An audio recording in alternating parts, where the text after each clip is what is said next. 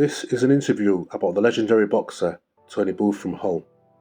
It's for the Full Flavour Connection show on Westall FM 106.9, www.westallfm.co.uk. You can also catch the show each and every Wednesday between the hours of 7 and 9 pm.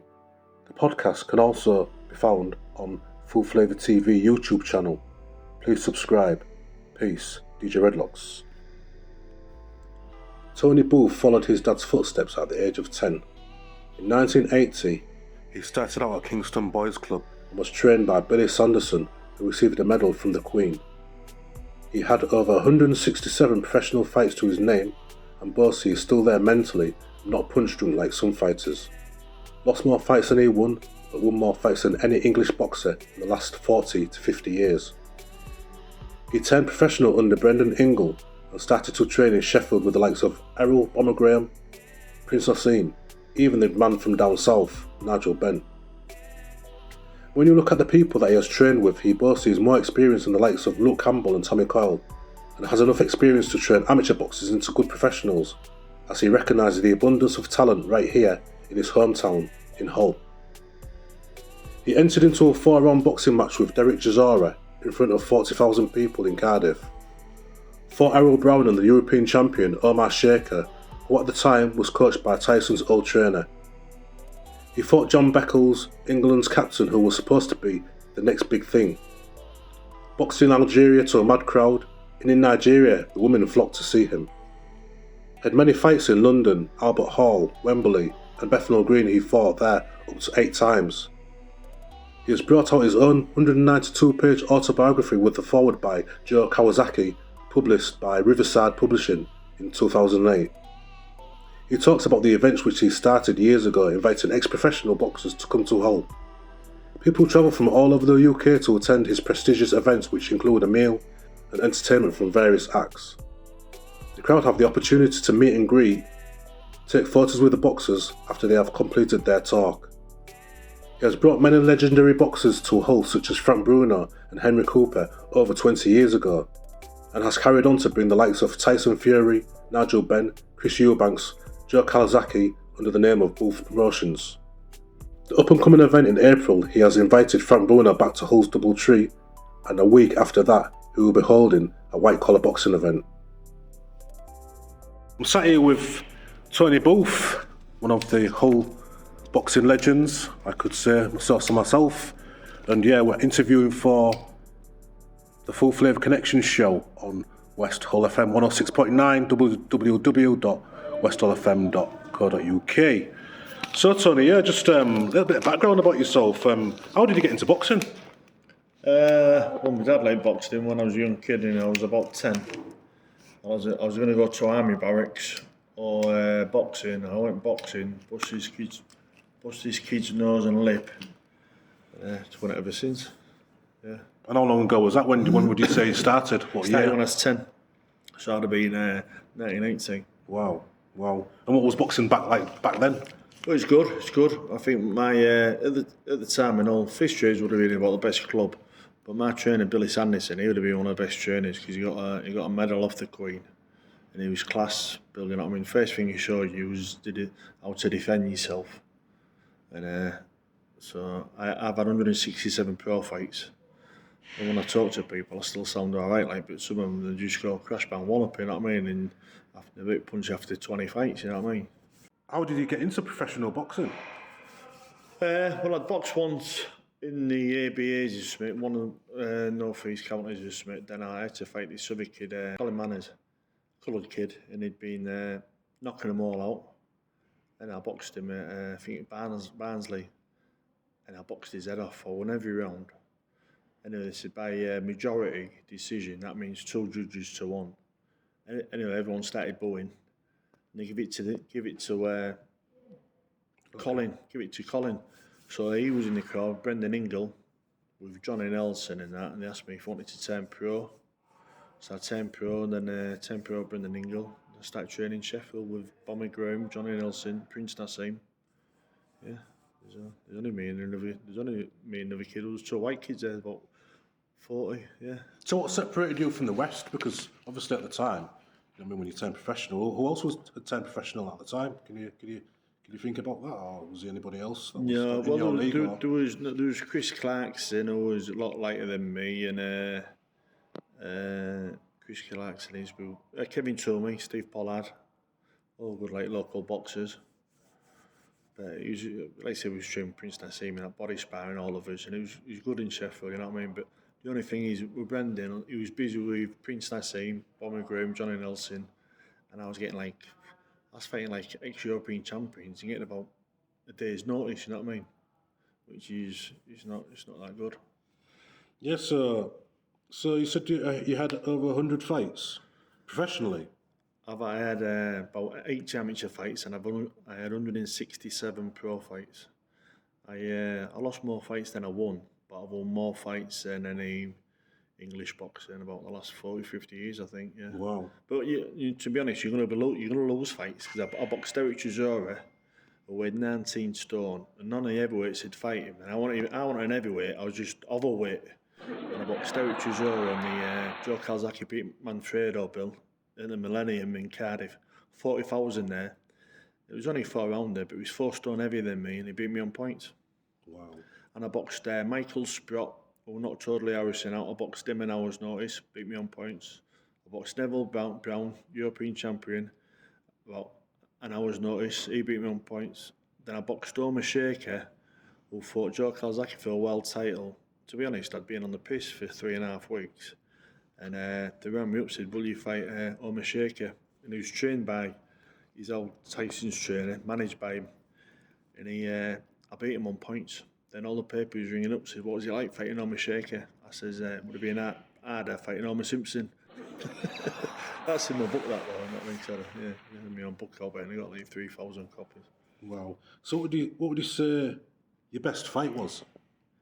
I don't. One of the best fights I fight this. I never won the ABAs, but I boxed this kid, this John Beckles. He used to be like England captain, double ABA champion, and he's supposed to be the next big thing. And I boxed him at Battersea as a pro, and I stopped him in 6 rounds. But then another fight when I boxed early on in Berlin, I got a draw with Ralph Roccigiani, who was later world champion, and he beat Carl Thompson, and Carl Thompson beat David A. So that one bad form, to be honest. And if you get a draw with a German in Berlin, I think you've won, haven't you? Of course. Yeah. So what would you say was your best memories of boxing? Don't necessarily mean like in the ring, but just your best memories of boxing. Well, I had a lot of good times. I boxed in Algeria. That was funny. I had bodyguards and all sorts. Then I boxed in Nigeria. That was good. But I've got a lot of Nigeria. My parents from Nigeria. Yeah, Lagos. Yeah, Lagos. Yeah. That was alright. You get all the women after you when you get off the plane, don't you? But but to be honest, the only thing I miss now, I've got a lot of pals in London. I used to fight everywhere in London. I boxed Bethnal Green about 8 times, Albert Hall, Wembley. I've just got some real good pals there. You know what I mean? Yes, woman. And what about the West memories then? Of boxing. Deep one, yeah. Well, maybe you didn't supply your shots or. Well, when I was in Algeria, so it's a bit dodgy Algeria, but I'm going to the ring and we're all doing that like a slit throat. And my trainer was panicking and that, so I might have had to take a dive in that fight, you know what I mean? But the funny thing is though, they was doing that, like a slit throat. So then after the fight, I get beat. So we're going to this room, and I've got a big birthday cake, 'cause it's my birthday. So 1 minute they're doing the slit throat thing, so we're panicking, then next minute you got a big birthday cake. You know what I mean? You couldn't make it up, could you? No. Well, your event, because you've got these like prestige events coming up, and obviously it is prestige because it's in the Doubletree Hilton. Oh yeah. Yeah. So tell us about how you started these events, because it's not the first one you've done, is it? No, I started doing them years ago. I had I've got Frank Bruno next, but funny enough, I had Bruno about 20 years ago with Henry Cooper, who was like class. Then I had Tyson Fury. My last one was Nigel Benn and Chris Eubanks. I've had Calzaghe, and I do that, and it's good. We raise a bit of money for charity sometimes. Then But the good do is we have a 2-course meal, comedian on, and I've got Frank Bruno on the 2nd of April at Doubletree. Then I've got a white collar show which should be packed out. That's on the 8th of April. But they're good shows, you know what I mean? So what would you say? What would you say kind of makes a show then? When we just give us an idea of like the kind of night, what people like to do, because it is a different form of entertainment, isn't it? The usual Well, he'll come and do a bit of talking. Bruno, which you know yourself, he's a character, isn't he? Bruno's a character, and he's had 1 or 2 problems, and he's fought Tyson and that. Then we have a comedian on, we have a meal and stuff like that. And it's just a bit of music on, which you'll be playing yourself, and it's just good. You know what I mean? It makes you change. And what do you see that the usual kind of crowd come? I mean, is it just a mixture of everybody, or is it a mixture of like? Yeah, mixture of everybody. I usually get people coming from London, York, Oldham, Manchester, all over the place. But it's like out women, you know what I mean? All different ages. I had these Asians at a table, and their 2 lads are like supposed to be like really good boxers. I don't know if it's some sort of martial arts, but they're really supposed to be like really top of the game, them 2. I think they're coming again.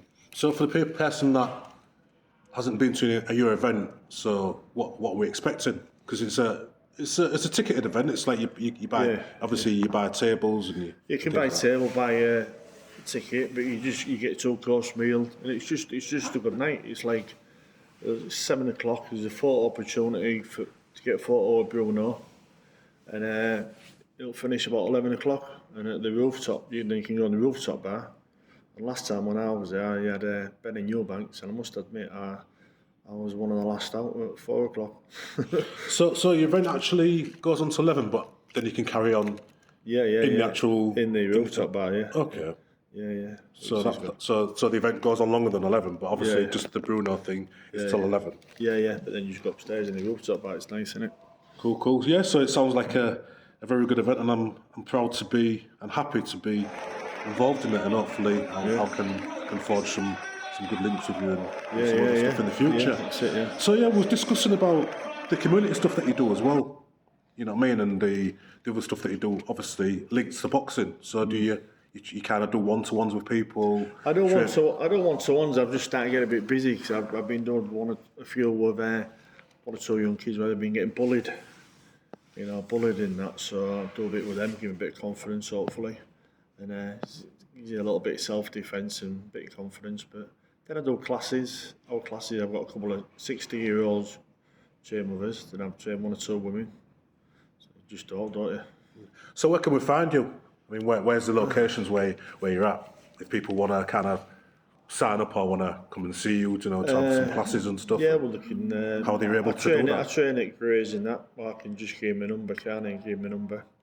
Shall I give my number now? Yep. It's 077 07 963 017. Well, funny enough, I just saw 2 kids train up here early, and I just come up, had a look at them, and they said, I was been telling my mate to train me, innit? They just put me for like a couple of 1-to-ones on Saturday, because you look alright, but I think they need a bit of help.